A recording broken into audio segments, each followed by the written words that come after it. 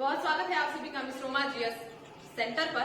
आज हम बात करते हैं हिस्ट्री के क्लास 1 की। ओके, तो सबसे पहले समझते हैं कि हिस्ट्री पढ़ा कैसे जाता है। हिस्ट्री का कहने का मतलब होता है इतिहास। इतिहास के जनक जो है वो हेरोडोटस को माना जाता है।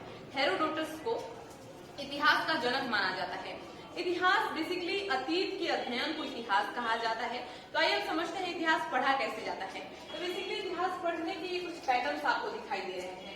ये है प्राग्ञ ऐतिहासिक प्री हिस्ट्री, ये है आद्य ऐतिहासिक प्रोटो हिस्ट्री और वो है ऐतिहासिक हिस्टोरिक। ओके, तो अब समझते हैं हम कि प्री हिस्ट्री में क्या पढ़ा जाता है, प्रोटो हिस्ट्री में क्या पढ़ा जाता है, हिस्टोरिक में क्या पढ़ा जाता है। तो बेसिकली प्री हिस्ट्री में जो पढ़ा जाता है वो पाषाण काल को पढ़ा जाता है, सबसे पुराना काल। पाषाण काल की खास बात यह है कि इसे बेसिकली 25 लाख वर्ष आगे का है, मतलब 25 लाख वर्ष पुराना इतिहास जो है वो पाषाण काल के अंतर्गत आता है, मतलब प्राग ऐतिहासिक काल के अंतर्गत आता है।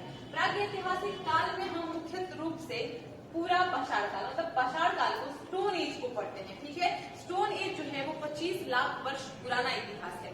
यानी कि जब मानव सिर्फ खाना बदोश था, मानव सिर्फ खाने से मतलब रहता था, इसके अलावा वो और कुछ नहीं करता था, उस इतिहास उस समय को हम प्राग ऐतिहासिक पाषाण काल के अंतर्गत करते हैं।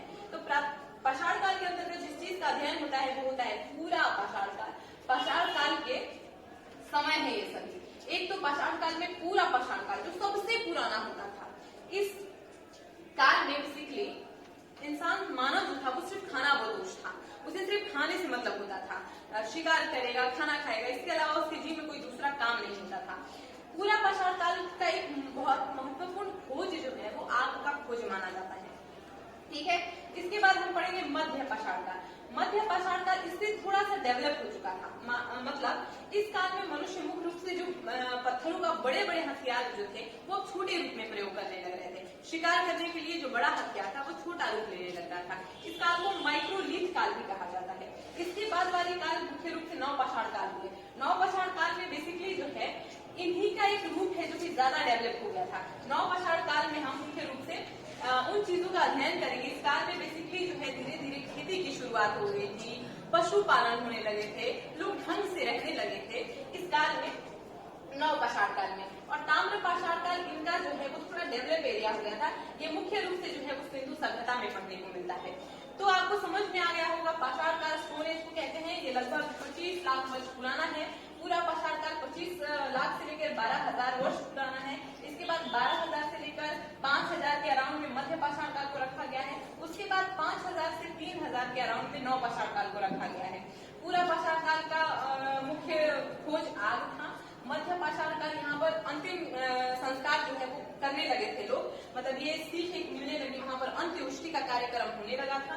अब बात करते हैं नवपाषाण काल की। नवपाषाण काल में मुख्य रूप से मानव जो है वो धीरे धीरे अब अपनी धीरे धीरे थोड़ा डेवलप होने लग रहा था। कृषि कार्य करना स्टार्ट कर दिया, ढंग से रहना, पशुपालन, सारी चीजों का मृत भांड, मिट्टी के बर्तनों का जो है वो उपयोग इस काल में होने लगा था।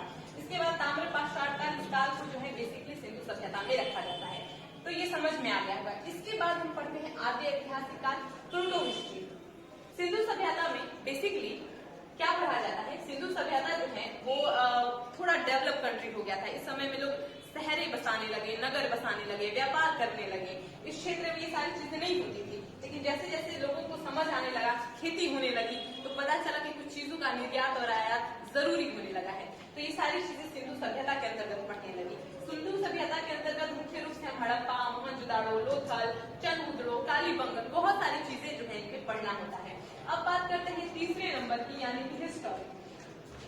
हिस्टोरिक पीरियड यानी कि आपका प्राचीन इतिहास, मध्य इतिहास और आधुनिक इतिहास, ये तीनों इतिहास हमारा ऐतिहासिक में आता है, हिस्टोरिक में आता है। बाकी वो प्राग ऐतिहासिक, आद्य ऐतिहासिक वो जो है वो बहुत पुराना है, लेकिन ये न्यू जनरेशन का हो जाता है। कहने का मतलब ऐतिहासिक काल, सबसे पहले ऐतिहासिक काल में हम प्राचीन इतिहास पढ़ते हैं। प्राचीन इतिहास में मुख्य रूप से वैदिक काल, बौद्ध काल, महाकाव्य, बहुत सारी चीजें इनमें पढ़नी होती है। जैसे जैसे प्राचीन काल बीतता है तो मध्य ऐतिहासिक काल आने लगते हैं। धीरे धीरे जो भारत का बागडोर है वो दिल्ली सल्तनत, मुगल काल, ये सारी जितनी भी दिल्ली सल्तनत से लेकर मुगल काल, खिलजी वंश, ब्ला ब्ला चीजें जो है उनका मध्य इतिहास में पढ़ाई होता है। इसके बाद बात करते हैं आधुनिक इतिहास का।